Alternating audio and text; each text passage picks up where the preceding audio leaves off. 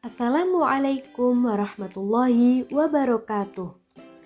Halo semua, perkenalkan nama saya Indi Diana Fakhria, mahasiswi UIN Maulana Malik Ibrahim Malang dari Prodi Pendidikan Islam Anak Usia Dini.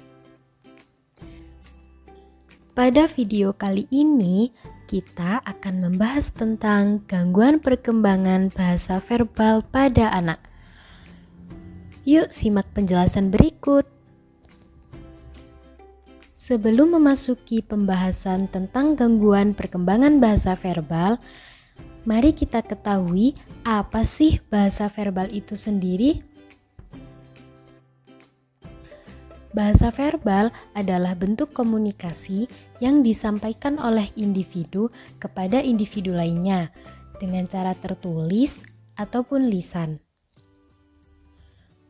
Bahasa verbal mempunyai peran yang besar dalam kehidupan manusia, karena kenyataannya ide-ide, pemikiran, atau keputusan lebih mudah disampaikan secara verbal daripada non-verbal. Nah, setiap manusia memiliki dua kemampuan yang berkaitan dengan bahasa verbal, yaitu kemampuan bahasa reseptif dan bahasa ekspresif. Bahasa reseptif adalah kemampuan untuk memahami informasi dalam berbahasa. Sedangkan bahasa ekspresif adalah kemampuan untuk mengkomunikasikan pikiran dan perasaan melalui bahasa. Tentunya, dua kemampuan bahasa ini perlu dikembangkan sejak anak usia dini. Jika tidak, maka anak-anak akan mengalami gangguan bahasa reseptif dan ekspresif. Lalu, bagaimana ya cara mengetahui anak tersebut mengalami gangguan reseptif atau ekspresif? Simak penjelasan berikut. Ciri-ciri anak yang mengalami gangguan reseptif diantaranya kesulitan mendengarkan bahasa, sulit mendengarkan cerita, memiliki kosakata yang terbatas, sulit memilih dan mengganti kata yang tepat. Terkadang mereka memendekkan ucapan yang panjang. Kalimat tidak sempurna, kadang kehilangan awalan atau akhiran.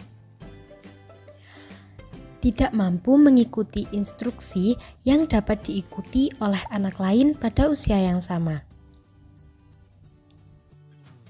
Ciri-ciri anak dengan masalah bahasa ekspresif. Anak-anak yang mengalami gangguan bahasa ekspresif akan mengalami kesulitan untuk mengekspresikan dirinya melalui pembicaraan, tulisan, ataupun gestur.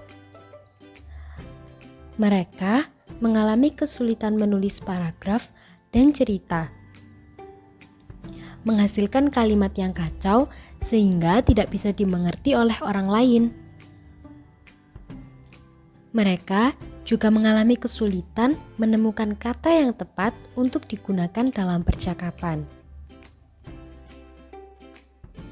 Gangguan kemampuan berbahasa memiliki faktor-faktor penyebab di baliknya, seperti kurangnya bimbingan dari orang tua, kurangnya model pengajaran bahasa, kurangnya motivasi untuk berbicara, kebiasaan anak bermain sendiri, kebiasaan anak dalam menonton TV, lingkungan orang-orang sekitar, dan masih banyak faktor lainnya.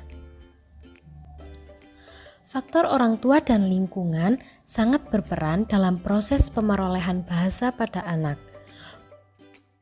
Gangguan perkembangan bahasa tidak akan berlangsung selamanya pada anak, karena sebenarnya gangguan ini dapat diobati dengan cara terapi wicara. Jenis-jenis terapi yang dapat dilakukan untuk mengatasi gangguan berbahasa anak adalah sebagai berikut. Anak dengan keterlambatan bicara. dengan mengajaknya bermain, memperkenalkan hal-hal baru lewat gambar, atau menggunakan bahasa isyarat yang dimengerti oleh anak dapat merangsang anak untuk berbicara. Anak dengan aprasia. Kesulitan dalam mengucapkan suku kata tertentu biasa disebut dengan aprasia. Terapi ini dilakukan dengan berlatih di depan cermin atau merekam suara anak. Anak dengan kondisi gegap. Terapi yang dilakukan tentu berbeda dengan kondisi sebelumnya. Terapi dilakukan secara perlahan dengan melatih anak berbicara lebih lambat dan jelas. Kemampuan berbahasa dan berbicara pada anak perlu dipantau agar anak dapat tumbuh dan berkembang dengan baik.